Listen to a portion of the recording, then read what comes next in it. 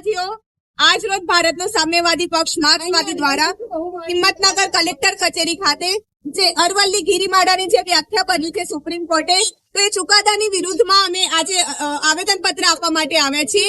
અને આ ફક્ત શરૂઆત છે. આવનારા દિવસોમાં મોટા પાયે આંદોલન કરવામાં આવશે.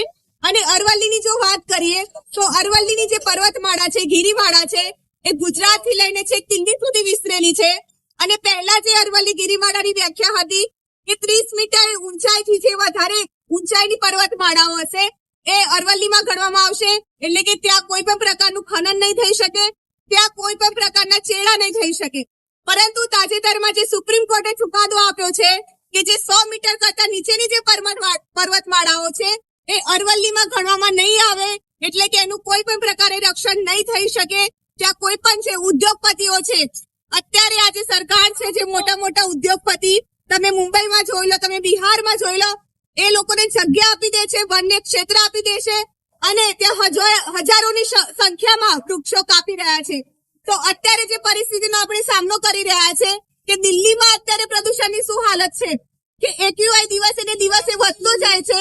એ પર્યાવરણ સામે, પર્યાવરણને બચાવવા માટે, પ્રદૂષણ સામે લડવા માટે કોઈ નક્કર પગલા લેવાની સામે અત્યારે સુપ્રીમ કોર્ટે જે ચુકાદો આપ્યો છે જે અરવલ્લીને આવનારા દિવસોમાં બરબાદ કરી દેશે.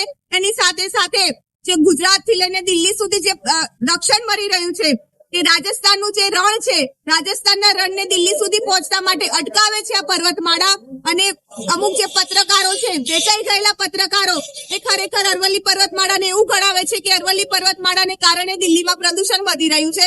ખરેખર શરમ આવવી જોઈએ કે એક વન્ય ક્ષેત્રના કારણસર કઈ રીતે પ્રદૂષણ વધી શકે.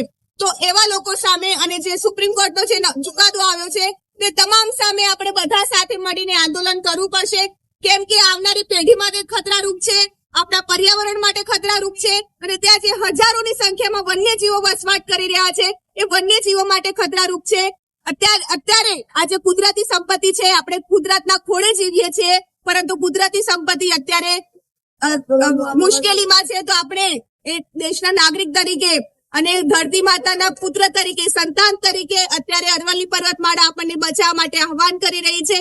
આવનારા દિવસોમાં દરેક સંગઠનો સાથે, દરેક પક્ષો સાથે હું તો અત્યારે એવું કહી રહી છું કે દરેકે આ પ્રશ્ન એવો છે કે દરેક લોકોએ આ સાથે જોડાવું જોઈએ. આવનારા દિવસોમાં ખૂબ મોટા પાયે આંદોલન કરવામાં આવશે. તો તમામ લોકો આ આંદોલનમાં જોડાય અને આપણી જે ધરોહર છે એને બચાવવા માટે આગળ આવે. अरे इनकलाबोल इनकलाबोल इनकलाबोल जिंदाबाद जिंदाबाद जिंदाबाद जिंदाबाद जिंदाबाद.